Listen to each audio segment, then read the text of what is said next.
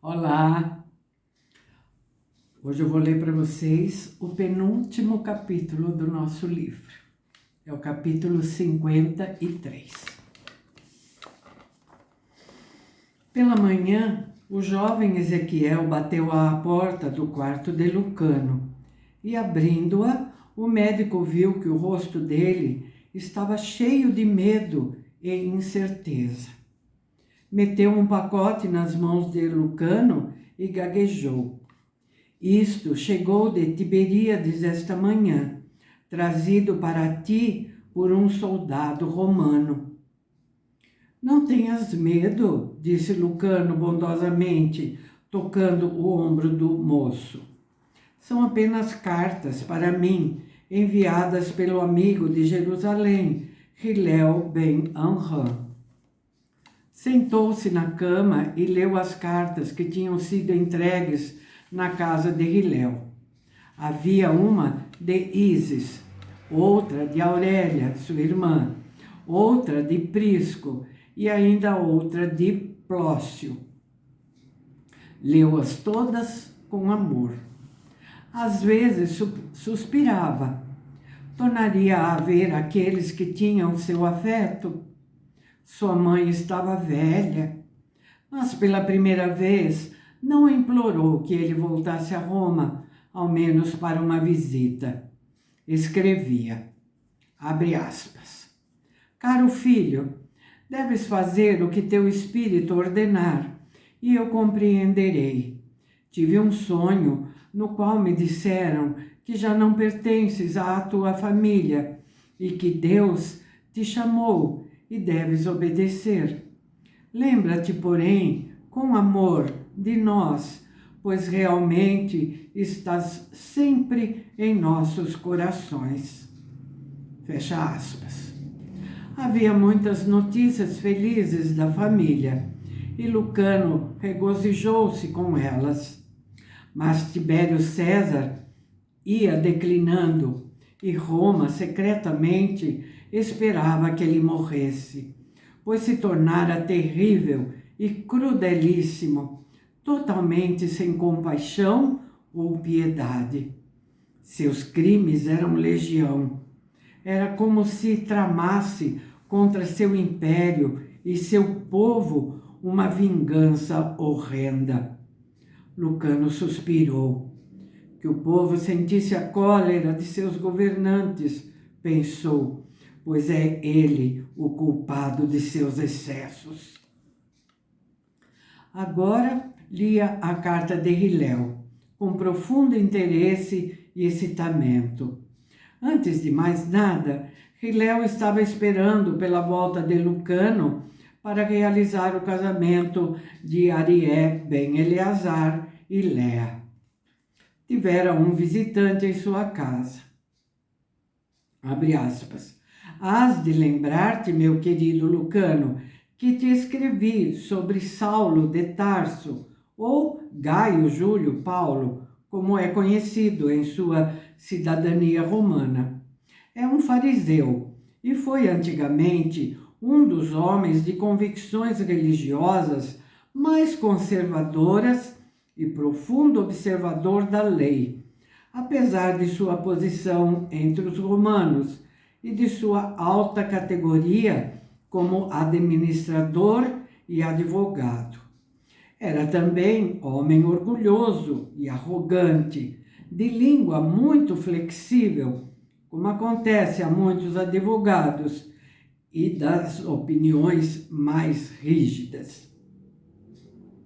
Em parte, isso correspondia ao seu temperamento. É dado a intensos entusiasmos e dogmatismos e a acessos de altivez. Jamais deixaria alguém esquecer-se de que ele é, ao mesmo tempo, cidadão romano e judeu de família nobre e influente.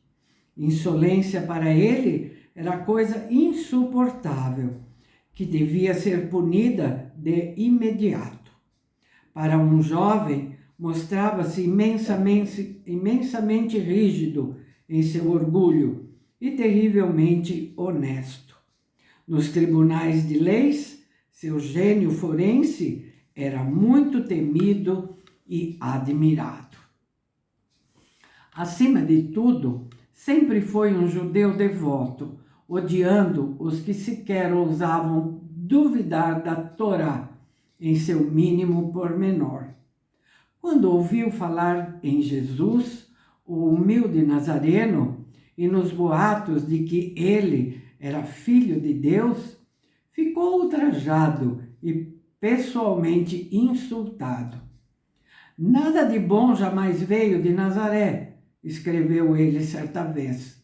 Quando Deus nos mandar o nosso Messias, ele chegará como o relâmpago entre uma companhia de arcanjos e com as trombetas do Senhor nosso Deus, e todos o conhecerão, e as nações do mundo se curvarão diante dele. Como ousa esse camponês, esse carpinteiro, esse Jesus de Nazaré ser proclamado Salvador pelos ignorantes? Isso é uma blasfêmia diante de Jeová. Estou cheio de indignação e justa afronta. A lei foi violada por massas idiotas e iletradas.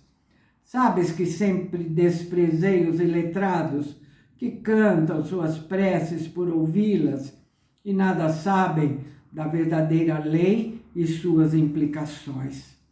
Se eu pudesse fazer o que desejo, confinaria essa gente aos pátios externos do templo, pois cheiram mal e seus rostos estúpidos são uma afronta diante da glória de Deus.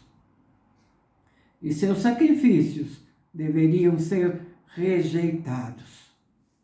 Receio, Lucano, que muitas cartas a ele só tenham aumentado sua cólera. Como podia eu, Hillel ben Amram, de uma grande família judaica, um erudito, um homem de posição, venerado no templo, estar tão iludido com os boatos relativos a esse Jesus, a esse homem das colinas despidas, das ravinas e barrancos de Nazaré? Algum encantamento fora atirado contra mim. Isso era intolerável. E agora, os cristãos espalhados estavam causando muitos transtornos em Damasco, discutindo com os vizinhos, zombando da lei, declarando que o Messias nascera de uma virgem, numa família humilde, e pregara através de Israel, ultrajando os sacerdotes, que são os guardiães da lei, falando contra os fariseus que administram a lei e chamando-os de uma geração de víboras e hipócritas. E então ele fora justamente crucificado por incitar o povo contra Roma, para perigo mortal desse mesmo povo. Como administrador romano, ele seguira seu dever, segundo as leis, indo a Damasco para abafar o que os romanos chamavam insurreição, mas que ele declarava ser blasfêmia. Cavalgava com sua companhia de colegas advogados e com um séquito de soldados romanos, cheio de vingança e fúria. Tão inflamado ia que não parava numa hospedaria sequer para passar a noite, mas cavalgava para Damasco como um turbilhão. E agora, como meu amigo e hóspede de minha casa, conta-me a mais maravilhosa e estranha das histórias. Está cheio de paixão e excitamento ao repetir o fato, como se eu fosse um descrente, e ele, o evangelista, que precisa me convencer. Estava ele cavalgando à frente de seu séquito, na estrada de Damasco, seus cabelos e suas vestes voejando ao vento, provocado pelo seu galope. Subitamente, o animal que ele montava nitriu e empinou no ar, tendo Saulo um trabalho imenso para dominá-lo. Os que o acompanhavam empinaram também, E os homens, lutando contra seus cavalos e blasfemando, fizeram círculos na estrada, estalando os chicotes, enquanto as patas dianteiras dos animais batiam no ar, num frenesi, e os arreios brilhavam ao luar como prata agitada. Então, diante de Saulo, uma luz tremenda apareceu, como sol novo, e no meio dela surgiu uma figura radiante, coroada de espinhos e envolvida em luminosidade enceguecedora. E a figura ergueu as mãos feridas e disse a Saulo, em voz imensa, ainda assim suave: Saulo, Saulo, por que me persegues? Saulo fixou os olhos na figura, abrigando-os contra a luz. Um tremor horrível apoderou-se dele, e uma sensação da mais devastadora culpa e de poderosa adoração. Não sabia o que fazer ou o que responder. Sua alma estava estraçalhada e derrotada. Aquele era o Messias que ele estava para perseguir e cujos seguidores ia disposto a destruir. Olhou para a face gloriosa e seu coração saltou de júbilo humildemente. A criatura humana, de forma alguma, poderia suportar a visão. Saulo foi abatido pela vertigem e tombou de seu cavalo. Houve alguns entre os que o acompanhavam que nada viram.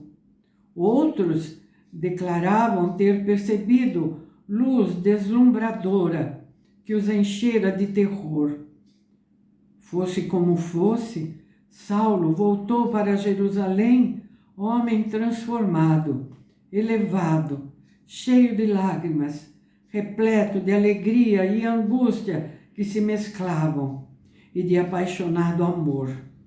Ele vira o ressuscitado. Toda a sua natureza veemente aceitava o que aquela mesma natureza, ainda não havia muito, rejeitara como desdém e repulsa. Agora está em minha casa. Declara que vai procurar Pedro em Jopa imediatamente para ser batizado e para receber instruções. Irá então cuidar de sua própria missão.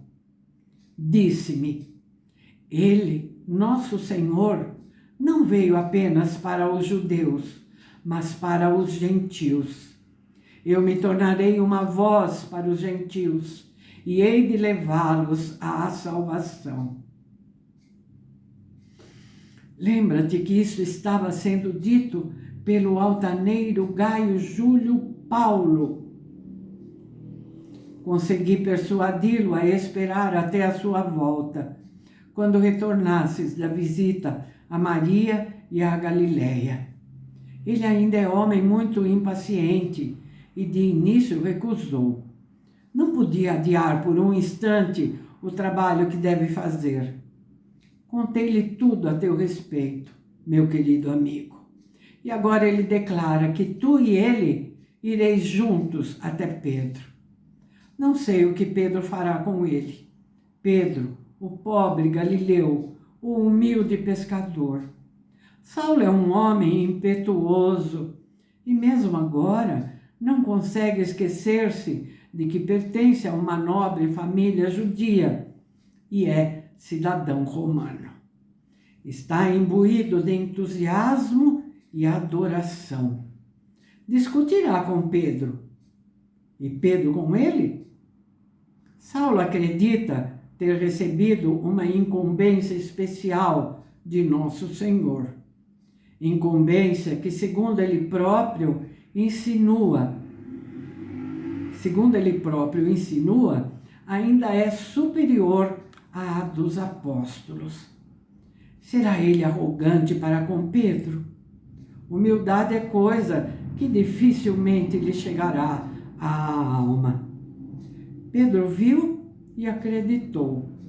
Saulo não viu o Senhor em carne, mas agora acredita, com uma exultação que às vezes é assustadora.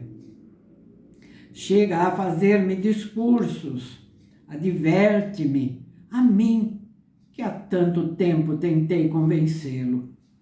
É como ter um temporal em casa. Passeia para cá, para lá, a noite inteira, murmurando consigo mesmo e rezando.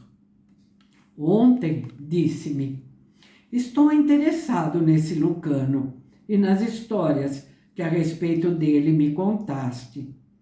Mas é um gentil e deve ser convencido por mim, pois os gentios têm corações endurecidos e eu tenho ordem para trazê-los à fé. Consegui reter o riso. Às vezes ele quase chega a convencer-me de que sou um homem ignorante e inconsciente da mensagem do Messias. E agora, meu querido Lucas, nós te esperamos. Fecha aspas. Aquela era a primeira vez que Lucano era chamado pelo diminutivo afetuoso. Leu e tornou a ler a carta de Hilel, e seu excitamento cresceu. Tinha a impressão de que ele e Saulo iriam entender-se, pois nenhum dos dois vira o Messias em carne, apenas com seus espíritos. O haviam visto, e seguramente a visão do espírito era mais pura do que a visão dos olhos mortais. Pensou em Saulo com súbita afeição, que era inexplicável. Sorriu ao pensar no homem orgulhoso e veemente, cidadão romano, como ele era cidadão romano. Saulo realizaria grandes coisas, falaria com enfática autoridade. Seria um açoite para os apóstolos, que ainda suspeitavam dos gentios e temiam-nos. Seria um açoite para os gentios. Lucano apanhou seu material de pintura depois de ter jantado em seu quarto. Queria retratar Maria para os tempos vindouros. Pensou em suas feições tranquilas e belas, em sua majestade, em sua graça, em seu aspecto sereno e sobrenatural. Pensou nos olhos percussientes, mas suaves, no sorriso heróico, nas maneiras doces. Começou a trabalhar, mas Maria lhe fugia. Era ao mesmo tempo velha e imortalmente jovem, simples, contudo profunda. Como poderiam simples tintas descrevê-la, a ela, a Mãe de Deus?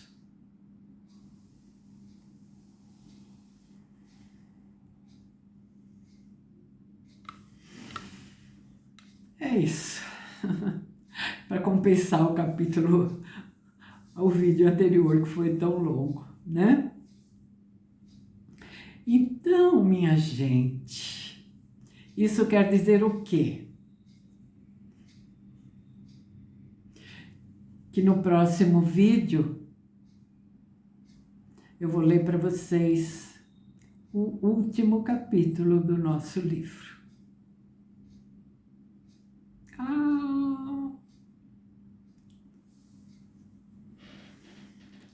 Eu acho que vai ser tão difícil despedir desse livro. Não sei vocês, mas para mim com certeza vai. E olha que não é a primeira vez que eu estou lendo. Já é a quarta vez. Porque é um livro assim que me fascina muito, muito, muito mesmo. Então é isso. Voltem amanhã aqui comigo, amanhã no próximo vídeo. Tá bem? Aguardo vocês. Com todo o meu coração. Tchauzinho. Até lá.